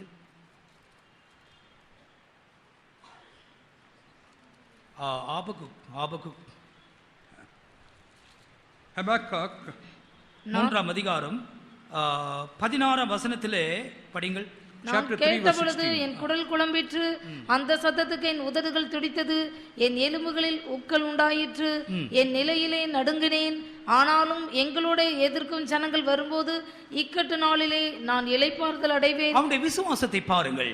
Look at his faith. అతని యొక్క విశ్వాసమును చూడండి. எங்களோட எதிர்க்கும் ஜனங்கள் வரும் பொழுது, When the people who resist us come, మమ్మల్ని ఎదిరించినటువంటి జనులు వచ్చినప్పుడు இக்கட்டு நாளிலே நான் இளைப்பாறுதல் அடைவேன். in the difficult times, I will receive a rest. నేను ఊరుకొని శ్రమ దినము కొరకు కనిపెట్టవలసి ఉన్నది. 17ஆம் 18ஆம் வசனங்களை நீங்கள் வாசித்து பாருங்கள். If you read verses 17 and 18, 17-18 వాక్యములు చదివి చూడండి. நான் கர்த்தருக்குள் மகிழ்ச்சியா இருப்பேன், என் ரட்சிப்பின் தேவனுக்குள் களிகூறுவேன். I will rejoice in the Lord, I will joy in the God of my salvation. నేను యెహోవా యందు ఆనందించెదను, నా రక్షణకర్త అయిన నా దేవుని యందు నేను సంతోషించెదను. இக்கட்ட நாட்கள் உன்னுடைய வாழ்க்கையில் வரும் பொழுது யார் எனக்கு உதவி செய்வார்கள் என்று நீ போக வேண்டாம். உன் தேவனாகிய கர்த்தருக்குள்ளே விசுவாச வார்த்தைகளை சொல்லி நீ உனக்குள்ளே திடப்படுத்திக் கொள்ள வேண்டும். When difficult times come, do not be dismayed, saying that who will be strengthening you, but you have to strengthen yourself with the words from your God. శ్రమ దినము కలిగినప్పుడు ఎవరు ధైర్యపరచదరని చెప్పి మనం ఎదురు చూడకూడదు. నీ యొక్క దేవుడైనటువంటి యెహోవా యందు నిన్ను నీవే ధైర్యపరచుకొనవలెను. எனவேதான் இன்னொரு வசனத்திலே தாவீது ராஜா என்ன சொல்லுகிறான்? That's the reason. In another verse, what do we see David seeing? కావున మరొక వాక్యమందు దావీదు రాజు ఏమి చెప్పుచున్నాడు? நான் பயப்படும் நாளில் உம்மை நம்புவேன். In the days I am afraid, I will trust in you. నేను భయపడు దినమున నిన్ను ఆశ్రయించెదను. தேவ பிள்ளையே, கர்த்தர் இப்படித்தான் நம்மை பலப்படுத்துகிறார். Dear child of God, this is the way that God strengthens us. దేవుని యొక్క బిడ్డ ప్రభు వీలాగునే వల్ల ధైర్యపరచున్నారు. உன்னுடைய பலனுக்கு மிஞ்சி சோதனைகளை நீ கடந்து போகும் பொழுது, When you pass through trials that are beyond your strength, నీ యొక్క బలమునకు మించి నువ్వు శోధనల గుండా వెళ్ళినప్పుడు, எந்த மனுஷனுடைய உதவி அற்ற நிலவரத்திலே நீ வரும் பொழுது, when you come to a situation where no man's help is around, ఏ యొక్క మనుషులు కూడా సహాయం చేయలేని స్థితికి వచ్చినప్పుడు, உனக்குள்ளவே தேவன் ஒரு வல்லமையை கொடுக்கிறார். within you God provides a power. నీలోనే ప్రభు ఒక శక్తిని ఇచ్చుచున్నారు. உனக்குள்ளவே நீ பேசிக்கொள்ள வேண்டும். You have to speak within yourself. నీలోనే నీవే మాట్లాడుకొనవలెను. ஆத்மாவே கலங்காதே, Oh my soul, be not dismayed. నాలో నా ప్రాణమా నువ్వు కృంగిపోకూడదు. கர்த்தரை நோக்கி காத்திரு. Hope in the Lord. దేవుని చూసి నువ్వు కనిపెట్టుము. இப்படி விசுவாச வார்த்தைகள் நமக்குள் இருக்கும் பொழுது நமக்குள்ளே ஒரு தைரியம் உண்டாகிறது. When such words of faith are in us, there is encouragement within us. ఇటువంటి విశ్వాసపు మాటలు మాట్లాడినప్పుడు మనలో ధైర్యము కలుగుచున్నది. தேவ பிள்ளையே, இப்படிப்பட்டதான அனுபவம் உன்னுடைய வாழ்க்கையில் தேவையா? Dear child of God, do you require such experience in your life? దేవుని యొక్క బిడ్డ ఇటువంటి అనుభవం నీ జీవితంలో అవసరమా? தேவன் பரலோகத்தின் வழிக்குள்ளே உன்னை கொண்டு வந்திருக்கிறார். The Lord has brought you into the way of the kingdom of God. దేవుడు పరలోక రాజ్యమునకు నిన్ను తెచ్చి ఉన్నారు. எனவே இந்த வழியிலே நீ போகும் பொழுது இப்படிப்பட்ட சூழ்நிலைகளை நீ கடக்க வேண்டி வரும். Therefore, when you walk through this pathway, such situations you have to pass through. కావున ఈ యొక్క మార్గమున నువ్వు వెళ్ళినప్పుడు ఇటువంటి పరిస్థితులు ఎదుర్కొనవలసి వచ్చును. தேவனாகிய கர்த்தருக்குள்ளே அவன் தன்னை திடப்படுத்திக் கொண்டான். He encouraged himself in his Lord God. తన దేవుడైన యెహోవాను బట్టి ధైర్యము తెచ్చుకొనెను. விசுவாச வார்த்தைகளை பேசினான். He spoke words of faith. విశ్వాసపు మాటలు మాట్లాడి ఉన్నాడు. இப்படி எத்தனையோ பரிசுத்தவான்களை இந்த வேதத்திலிருந்து நாம் பார்க்கலாம். We can see such saints in this portion, in this scripture. ఎంతో మంది పరిశుద్ధుల వాక్యం నుండి చూడగలము. இப்படிப்பட்ட சந்தர்ப்பங்கள் உன்னுடைய வாழ்க்கையில வரும் பொழுது, When such occasions come in your life, ఇటువంటి సందర్భములు నీ జీవితంలో కలిగినప్పుడు உன்னுடைய வாழ்க்கை நீ என்ன செய்து கொண்டிருக்கிறாய்? நீ புலம்புகிறாயோ? in your life, what are you doing? Are you lamenting about it? నీ జీవితమందు నీవేమి చేయుచున్నావో విలపించున్నావా? கர்த்தர் என்னை கைவிட்டார் என்று நீ சொல்லுகிறாயோ? Do you say that the Lord has forsaken me? ప్రభు నన్ను విడిచిపెట్టినాడని చెప్పుచున్నావా? இன்னைக்கு கர்த்தருடைய ஆவியானவர் இந்த வார்த்தையை உனக்கு கொடுக்கிறார். Today the Spirit of God is providing you these words. నేడు దేవుని యొక్క ఆత్మ ఈ యొక్క మాటను నీకు ఇచ్చుచున్నారు. அவ்வளவு நெருக்கங்கள் மத்தியிலே உன்னுடைய கண்களை மூடிக்கொண்டு கர்த்தருக்குள்ளே உன்னை நீயே திடப்படுத்திக்கொள். In all such constraints, close your eyes and strengthen yourself in the Lord. ఇటువంటి ఇబ్బందుల మధ్యలో నీ యొక్క కన్నులు మూసుకొని నీ దేవుని యందు నీవు ధైర్యము తెచ్చుకొనుము. கர்த்தர் கொடுத்த வாக்குத்தத்தங்களை சிந்தித்து பார். Recall the promises God has given you. దేవుడిచ్చినటువంటి వాగ్దానములు తలంచి చూడుము. முந்தின நாட்களிலே உன் தேவன் உன்னை நடத்தி வந்த வழிகளை யோசித்து பார். Recall all the times that the Lord has guided you in the days past. ముందున్న దినములందు నీ దేవుడు నిన్ను నడిపించిన మార్గములను என் చూడుము. ஆத்துமாவே நீ ஏன் கலங்குகிறாய் என்று உனக்குள்ளே சொல்லிக்கொள். Say within yourself, oh my soul, why are you cast down? నా ప్రాణమా నీవేలా కృంగి ఉన్నావని చెప్పి నీలో నీవే చెప్పుకొనుము. இல்லை என்றால் தேவ பிள்ளையே வருகிறதான அனுமதிக்கப்படுகிற சோதனைகளிலே நீ கலங்கி நீ திகைத்து போவாய். Otherwise, oh dear child of God, in the trials that are yet to come, you will be dismayed and you will be very disturbed. లేనట్లయితే రాబోనటువంటి శోధనల మధ్యలో నువ్వు కృంగిపోయేదవు. கர்த்தருக்கு மகிமை உண்டாகட்டும். Glory be to the Lord. దేవునికి మహిమ కలుగును గాక. மூன்றாவது பகுதியை சொல்லுகிறேன். I will explain to you the third part. మూడవ భాగం చెప్పెదను. இது 2 சாமுவேல் 5 அதிகாரத்தின் 12 வசனத்திலே சொல்லப்பட்டிருக்கிறது. It is written in 2 Samuel chapter 5 verse 12. 2 సమూయేలు 5వ అధ్యాయము 12వ వాక్యము. கர்த்தர் தன்னை இஸ்ரவேலின் மேல் ராஜாவாக திடப்படுத்தி போதும். David perceived முழுதும் படிங்க. கர்த்தர் தன்னை இஸ்ரவேலின் மேல் ராஜாவாக திடப்படுத்தி தம்முடைய ஜனமாகிய இஸ்ரவேலின் நிமித்தம் தன்னுடைய ராஜ்யத்தை உயர்த்தினார் என்று தாவீது கண்டறிந்த போது David perceived that the Lord had established him king over Israel and that he had exalted his kingdom for his people Israel's sake. முதலாம் நாளாகமம் 28 அதிகாரத்துக்கு வரும் பொழுது When you turn to 1 Chronicles chapter 28, మొదటి దిన వృత్తాంతములు 28వ అధ్యాయమునకు వచ్చినప్పుడు 7 வசனத்தை படிங்கள். 7th verse. 7వ వాక్యము. இந்நாளில் நடக்கிறபடியே அவன் என் கற்பனைகளின்படியேயும் என் நியாயங்களின்படியேயும் செய்ய உறுதியாய் இருப்பானானால் அவன் ராஜ்யபாரத்தை என்றென்றைக்கும் திடப்படுத்துவேன் என்றார். Moreover, I will establish his kingdom forever if he be constant to do my commandments and my judgments as at this day. இந்த வசனங்களிலே In these verses, ఈ యొక్క వాక్యముల యందు தேவனே ஒரு மனுஷனை திடப்படுத்துகிறதை பார்க்கிறோம். we see that God himself establishes or strengthens a man. దేవుడే ఒక మనుషుని ధైర్యపరచుట చూచున్నాము. ஒரு மனுஷனை ஆண்டவர் திடப்படுத்த ஆரம்பித்தால் எந்த வல்லமையும் அதற்குன்பாக நிற்க முடியாது. When God starts establishing a man, no power can resist it. ఒక మనుషుని దేవుడే స్థిరపరచినట్లయితే ఏ యొక్క శక్తులు కూడా ఆ వ్యక్తిని కదల్చలేవు. ஆனால் அதற்காக அவன் ஒரு கிரயத்தை செலுத்த வேண்டும். But he has to pay a price towards that. అయితే అంత నిమిత్తము అతడు ఒక క్రయధనం చెల్లించవలెను. தேவனுக்காக அவன் காத்திருக்க வேண்டும். He has to wait for the Lord. అతడు ప్రభు నిమిత్తము కనిపెట్టవలెను. ஏற்ற வேளை வரும் பொழுது கர்த்தர் அவனை ஸ்திரப்படுத்துகிறார். When the appointed time comes, the Lord will establish him. తగిన సమయం వచ్చినప్పుడు ప్రభువు ఆ యొక్క వ్యక్తిని స్థిరపరుచున్నారు. எனவேதான் முதலாம் ராஜாக்களிலே நாம் படிக்கும் பொழுது And that's the reason when you turn to 1 Kings, కావున మొదటి రాజుల్లో మనం చదివినప్పుడు முதலாம் ராஜாக்கள் 2 அதிகாரத்தின் 24 வசனம் என்ன சொல்லுகிறது? in 1 Kings chapter 2 verse 24, what do you read? మొదటి రాజులో 2వ అధ్యాయం 24వ వాక్యం ఏమి చెప్పుచున్నది? சாலமோன் ராஜா தன்னை குறித்து என்ன சொல்லுகிறான்? What does King Solomon say about himself? సొలొమోను రాజు తన్ను గురించి ఏమి చెప్పెను? ஆண்டவரை குறித்து என்னை திடப்படுத்தினவரும் என்று சொல்லுகிறார். He says, which hath established me. ప్రభువును గురించి అతడు చెప్పుచున్నమాట నన్ను స్థిరపరిచినవాడు. தேவ பிள்ளையே, தேவனால் ஸ்திரப்படுத்தப்படுகிற ஒரு அனுபவம் உண்டு. Oh dear child of God, there is an experience wherein you are established by God. దేవుని యొక్క బిడ్డ దేవుని చేత స్థిరపరచబడినటువంటి అనుభవం కలదు. ஒரு மனுஷனை தேவன் ஸ்திரப்படுத்தினால் அவனை அசைக்க யாராலுமே முடியாது.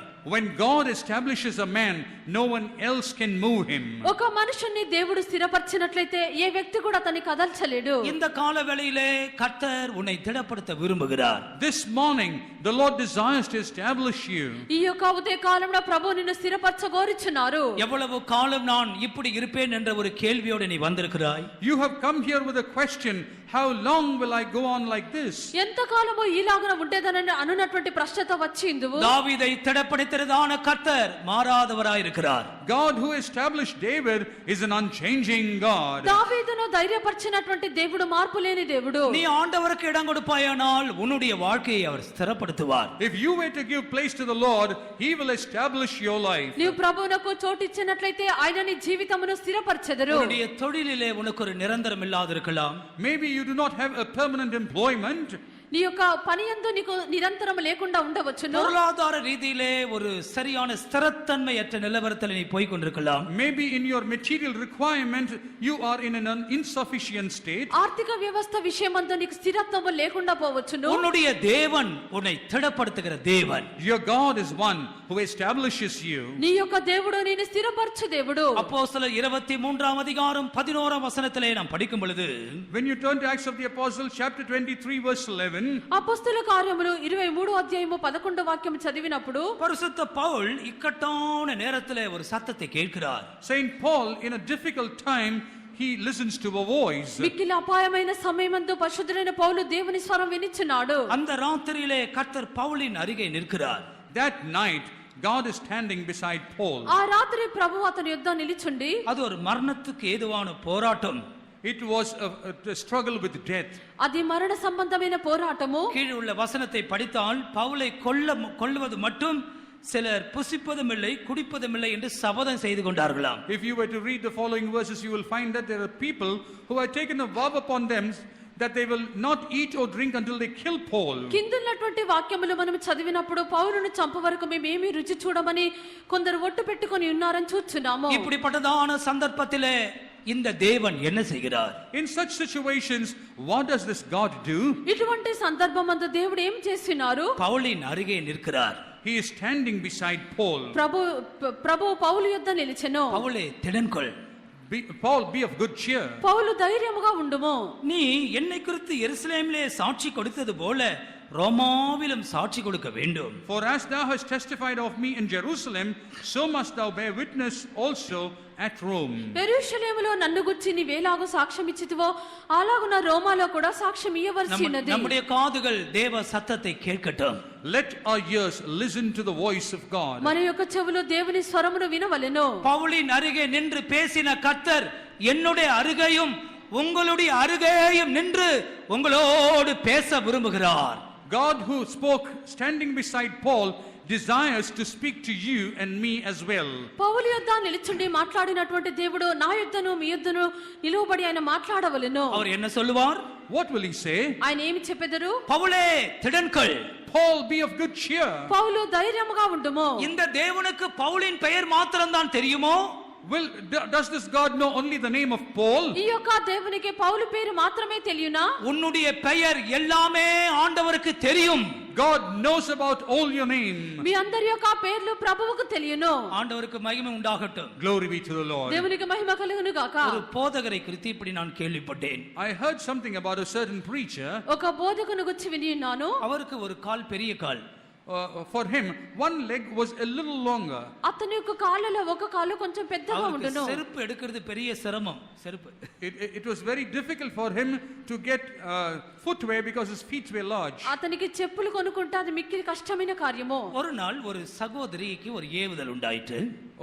Once a sister had a certain stirring in her. ఒక దినమున ఒక సహోదరికి ఒక ప్రేరేపణ కలిగెను. ஒரு குறிப்பிட்ட சபையில ஒரு கடையில போய் ஒரு ஜோடி செருப்பு வாங்கினார்கள். She went to a certain shop and then bought a pair of slippers. గుర్తింపబడిన ఒక కొట్టుకు వెళ్లి వారు చెప్పులు కొనుక్కొని వచ్చిరి. இதை இந்த தேவனுடைய மனுஷனுக்கு கொடுக்க வேண்டும் என்ற ஒரு தீர்மானம். And she took a decision that she would like to give this to this man of God. ఆ యొక్క చెప్పులు ఆ యొక్క దైవజనునికి ఇవ్వవాలని ఆమె తీర్మానము. இவர்கள் கொண்டு போய் கொடுக்க போனார்கள். She went in order to deliver that. ఆమె వాటిని తీసుకొని వెళ్ళి ఉన్నది. இவருக்கு செருப்பு ஏற்கனவே அது கொஞ்சம் ரொம்ப ஓல்ட் ஆகி வேற தேவையான ஒரு அவசரத்தில் தான் இவரும் இருக்கிறார். He was also in a condition where his old slippers have become very worn out and he needed another pair. అతనికి ఉండినటువంటి చెప్పులు మిక్కిలి పాతగిలి ఉన్నవి. అతనికి చెప్పులు అవసరమై ఉన్నవి. இவர்கள் சொன்னார்கள், ஐயா உங்களுக்கு ஒரு ஜோடி செருப்பு வாங்கிட்டு வந்திருக்கிறேன். She came in and said, Pastor, I have got you a pair of slippers. ఆమె చెప్పినది అయ్యా మీకు నేను చెప్పులు కొనుక్కొని వచ్చినాను. இவர் சொன்னார் எந்த கடையிலுமே என் காலுக்கு சரியாகாத செருப்பு இருக்குமே உங்களுக்கு எப்படி கிடைச்சது? He said that no shop has the size of my feet. How did you get one? ఏ యొక్క కొట్టు ఎందుకు కూడా నాకు కావలసినటువంటి సైజ్ చెప్పులు దొరకవు మీకు ఎలాగో దొరికి ఉన్నవి? அவர்கள் சொன்னார்களாம் கர்த்தர் உங்களுக்கு வாங்கி கொடுக்கும்படி சொன்னார். She said, the Lord told me to buy for you. ఆమె చెప్పినది ప్రభువు మీకు కొని ఇవ్వమని చెప్పి ఉన్నారు. அவர் என்ன சொன்னார் தெரியுமா? You know what he responded? ఆయన ఏమి చెప్పినారో తెలియనా? கர்த்தர் சொல்லி இருந்தார்னா அது நல்லாவே இருக்கும். ஏன்னா என்னுடைய அளவு கர்த்தருக்கு தெரியும் சொன்னாரா? He said, if it is the Lord who had told you, then everything will be fine because he knows my measurements. దేవుడే మీతో చెప్పి ఉండినట్లయితే అది సరిగా ఉండును ఎందుకనగా నా యొక్క కొలత ఆయనకు తెలియను. வீங்கி போன காலின் அளவு கர்த்தருக்கு தெரிய வந்தால் உன்னுடைய இருதயமும் கர்த்தருக்கு தெரியும். If the Lord were to know the measure of the feet, your heart's condition also the Lord knows. పాదం యొక్క కొలత ప్రభువుకు తెలిసి ఉండినట్లయితే నీకు హృదయం యొక్క స్థితి దేవునికి నిశ్చయముగా తెలియను. அவர் அந்த செருப்பை போட்டார், அவருக்காகவே தைச்சது போல இருந்தது. He did try the slippers on. It was as if customized for him. ఆ యొక్క చెప్పులైనా వేసుకొని చూచి ఉన్నారు ఆయనకే కుట్టినట్లుగా ఉన్నవి. அந்த குறிப்பிட்ட கடையில எத்தனையோ நாளாக வியாபாரம் ஆகாத இந்த செருப்பை இந்த சிஸ்டர் நடு தள்ளி விட்டுருக்காங்க வேணும்னு. For many years there was a pair of slippers that was not sold, and when this sister came in, he just gave it off to her. ఆ యొక్క గుర్తింపబడిన కొట్టులో అనేక దినములుగా ఆ యొక్క చెప్పులు అమ్మబడలేదు. ఈమె వచ్చినప్పుడు ఈమె తీసుకొనమని చెప్పి ఆమెకు అమ్మవేస్తున్నారు. தேவனுக்கு எல்லாம் தெரியும். The Lord knows everything. దేవునికి సమస్తము తెలియను. உன்னுடைய பெயர் அவருக்கு தெரியும். He knows your name. నీ యొక్క పేరు ఆయనకు తెలియను. எந்த தேவையோடு உட்கார்ந்திருக்கிறாய் என்பது அவருக்கு தெரியும். He knows as to with what requirement you are seated here. ఏ యొక్క అవశ్యతను కూర్చొనినావో ఆయనకు తెలియను. இன்றைக்கு உன் அருகில வந்து நின்று அவர் உன்னோடு பேச விரும்புகிறார். Today he desires to come and stand by you and speak to you. నేడు ఆయన నీ యొద్దకు వచ్చి నీతో మాట్లాడవాలని కోరుచున్నారు. தேவன் தான் உன்னை திடப்படுத்த விரும்புகிறார். It is the Lord who desires to encourage you. ప్రభువే నిన్ను ధైర్యపరచ కోరుచున్నారు. பவுலே திடன்கொள். Paul, be of good cheer. పౌలు ధైర్యము తెచ్చుకొనుము. கொஞ்ச நேரம் தேவ சமூகத்திலே காத்திருக்கலாம். For a while let us wait in the presence of the Lord. కొంత సమయం దేవుని సన్నిధానమందు కనిపెట్టెదము. ஆண்டவரை பார்த்து உரிமையோடு கேளுங்கள். Look at the Lord and ask with the right. మీరు ప్రభువుని చూచి హక్కుతో అడుగుడి. கர்த்தாவே என் அருகிலே வந்து நீ நிற்க வேண்டும். Lord, you have to come and stand by me. ప్రభువా నా యొద్దకు వచ్చి మీరు నిలవబడవలెను. பவுலோடு பேசினவர் என்னோடு பேசும். The one who spoke to Paul, you need to speak to me. పౌలుతో మాట్లాడినటువంటి దేవుడు నాతో మాట్లాడుము. நானும் இப்படிப்பட்ட சூழ்நிலையிலே வந்திருக்கிறேன். నేను ఇటువంటి స్థితిలో ఉన్నాను. I have come into such a ஒரு situation. வார்த்தை சொன்னால் நான் பலன் அடைவேன். If you were to utter a word, I will be strengthened. ఒక్క మాట చెప్పినట్లయితే నేను బలం పొందుదను. இந்த கூட்டத்தை விட்டு நீ போகும் பொழுது உன்னுடைய இருதயம் தைரியமா இருக்கும். When you return from this meeting, your heart will be encouraged. ఈ యొక్క కూటమును విడిచి వెళ్ళినప్పుడు నీ యొక్క హృదయం ధైర్యముగా ఉండును. நிச்சயமாக கர்த்தர் அநேகரை இந்த கூட்டத்தில் தைரியப்படுத்த போகிறார். Surely the Lord is going to encourage many in this meeting. నిశ్చయముగా అనేకులను ఈ యొక్క కూటమునందు ప్రభు ధైర్యపరచెదరు. கண்களை திறக்க வேண்டாம். Do not open your eyes. మీరు కన్నులు తెరవకూడదు. முழங்காலில் நிற்கக்கூடியவர்கள் நில்லுங்கள். If possible, be on your knees. మోకాళ్ళ మీద నిలువబడగలిగిన వారు నిలువబడుడి. இது உன்னோடு ஆண்டவர் பேசுகிற நேரம். A time when God is speaking to you. మీతో ప్రభు మాట్లాడు సమయము. இந்த கூட்டத்தின் முடிவிலே நான் ஒரு சிறிய கோரஸை பாடுவேன், நீங்களும் சேர்ந்து பாட வேண்டும். At the end of this meeting, I'm going to sing a small chorus and you have to join me. కూటమి యొక్క అంతమందు చిన్న పల్లవి పాడదని మీరును చేరి పాడుడి. கர்த்தருக்குள்ளே பலப்படுங்கள். Be strengthened in the Lord. ప్రభువునందు బలపరచబడుడి. சகோதரியே உன் ஆத்மாவோடு நீ பேசு. Oh sister, speak with your soul. సహోదరి నీ యొక్క ప్రాణముతో నీవు మాట్లాడుము. ஆத்மாவே கலங்காதே. Oh my soul, be not cast నా down. ప్రాణమా నీవు కృంగిపోకూడదు. கர்த்தரை நோக்கி பார். Hope in the Lord. నువ్వు ప్రభువును తేరి చూడుము. அவரே உனக்கு ரட்சிப்பு. He is your salvation. ఆయనే నీ యొక్క రక్షణ. கர்த்தர் நம்மை பலப்படுத்துகிற நேரம். A time when God is strengthening us. ప్రభువు మనల్ని ధైర్యపరచు సమయం అయినది. ஒருத்தரும் மௌனமா இருக்க வேண்டாம். None of you should be silent. ఎవరు కూడా మౌనముగా ఉండకూడదు. தேவன் உன்னை பலப்படுத்தி அனுப்ப போகிறார். The Lord is going to strengthen you and send you. ప్రభువే నిన్ను బలపరిచి పంపించెదరు. தாவீது ராஜாவை பலப்படுத்தின கர்த்தர். The Lord who strengthened King David. దావీదు రాజును బలపరిచిన దేవుడు. சாலமோனை பலப்படுத்தின கர்த்தர். God who strengthened Solomon. సొలొమోను బలపరిచిన దేవుడు. பரிசுத்த பவுலை பலப்படுத்தின கர்த்தர். God who strengthened Saint Paul. పరిశుద్ధ పౌలు ధైర్యపరిచిన ప్రభువు. உனக்கு பலப்படுத்தி உனக்கு சகாயம் செய்ய முடியாய் வந்திருக்கிறார். In order to strengthen you and help you, he has come down. నిన్ను బలపరిచి నీకు సహాయం చేయటకు వచ్చి உன்னுடைய ఉన్నాడు. பெயர் சொல்லி அவர் உன்னை அழைக்கிறார். calling your name. He's calling నిన్ను your పేరు name. పెట్టి ఆయన పిలుచున్నారు. ஆண்டவருடைய சத்தத்தை நீ கேட்பாயாக. Listen to the voice of the Lord. ప్రభు యొక్క స్వరమును వినవలెను. ஹalleluya. Hallelujah, Lord Jesus. தெய்வமே ஸ்தோத்திரம். Praise you, Father. Hallelujah, Lord. God is strengthening you. ஹalleluya. இந்த பாட்டை நாம் பாடும் பொழுது When I sang this song, கர்த்தரை நம்புகிறவனோ செழிப்பான். he who trusts in the Lord will prosper. ஆவிக்குள்ள body களிகூறுவோமாக. Let us sing in the spirit and rejoice. கர்த்தரை நம்புவனோ நித்தம் செழித்திடுவான். கர்த்தரை நம்புவனோ நித்தம் செழித்திடுவான். ஆனந்தம் ஆனந்தம் ஆனந்தமே ஆனந்தமே ஆனந்தம் ஆனந்தமே ஆனந்தமே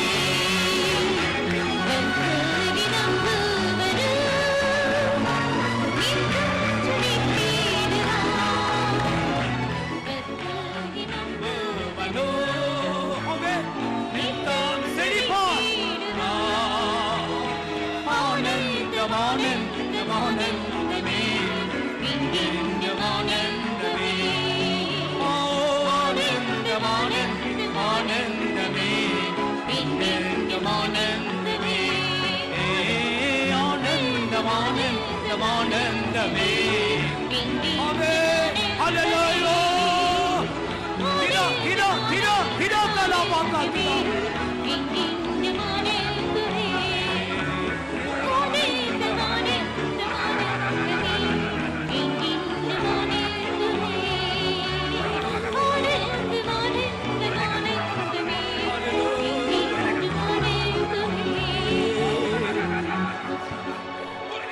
ஆமென். பலவிதமான போராட்டங்கள் காட்டுகளை கண்டு நீ பயப்படாதே. Because of trials and difficulties, do not be dismayed. உன் தேவன் உனக்கு உண்மையுள்ளவராயிருப்பார். The Lord will be faithful to you. நீ திடப்பட்டு மற்றவர்களை திடப்படுத்துவாய். You will be encouraged and encourage others. இனி நீ அநேகருக்கு ஆசீர்வாதமாயிருப்பாய். You are going to be a blessing unto many. எத்தனையோ உடைந்த உள்ளங்களை கர்த்தர் உன்னை கொண்டு சரிப்படுத்த போகிறார். Many broken hearts, God is going to use you to set them right. கண்ணீரிலே வாழ்கிறவர்களை கர்த்தர் உன்னிடத்திலே கொண்டு வருவார். Those who are leading their lives in tears, the Lord will bring them to உனக்கோ you. கர்த்தர் அந்த வார்த்தையை கொடுக்கிறார். God is giving you this word. தேவ பிள்ளையே அந்த அபிஷேகத்தை பெற்றுக்கொள். Oh child of God, receive the நீ anointing. எழும்பி கர்த்தருக்காய் கிரியை செய். You have to work for the Lord. ஹalleluya. ஒரு முறை கூட பாடி முடிப்போம். ஒரு முறை கூட எல்லாரும் பாடி முடிப்போம். Let us sing once more. கர்த்தரை நம்புவனோ நித்தம் செழித்திடுவான். கர்த்தரை நம்புவனோ நித்தம் செழித்திடுவான். ஆனந்தம் ஆனந்தம் ஆனந்தமே என்றென்றும் ஆனந்தமே ஆனந்தம் ஆனந்தம் ஆனந்தமே ஆனந்தமே ஆமென். கர்த்தரை நம்புவனோ கர்த்தரை நம்புகிறவன் செழிப்பான். ஹalleluya. கர்த்தரை நம்புவனோ நித்தம் செழித்திடுவான். ஆனந்தம் ஆனந்தம் ஆனந்தமே என்றென்றும் ஆனந்தமே ஆனந்தம் ஆனந்தம் ஆனந்தமே என்றென்றும் ஆனந்தமே ஆனந்தம் ஆனந்தம் ஆனந்தமே அப்பா ஸ்தோத்திரம் ஸ்தோத்திரம் ஆனந்தம் ஆனந்தம் ஆனந்தமே ஓ ஜீசஸ் ஆனந்தம் ஆனந்தம் ஆனந்தமே என்றென்றும் ஆனந்தமே ஆனந்தம் ஆனந்தம் ஆனந்தமே என்றென்றும் ஆனந்தமே.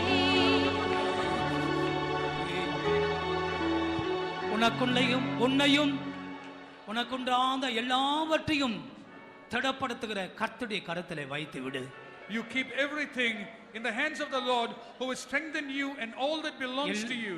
எல்லாமே தெய்வத்தின் அறிவுக்கு உட்பட்டதாகவே உனக்கு நடந்து வருகிறது. Everything that is happening is within the knowledge of God. முடிவோ சம்பூர்ணமாய் உனக்கு இருக்கும். But then the end will be a blessing. இனி நீ கலங்கி போவதில்லை. You will not be disturbed. இனி நீ அசைந்து போவதில்லை. You will not be moved. உன் தேவன் உன்னை திடப்படுத்தி இருக்கிறார். The Lord has strengthened you. சந்தோஷமாய் புறப்பட்டு செல். You can return in joy. நேரம் கர்த்தரை ஸ்தோத்திரிப்போமாக. Hallelujah. Praise the Lord, praise the Lord, praise the Lord, praise the Lord. செபிப்போம்.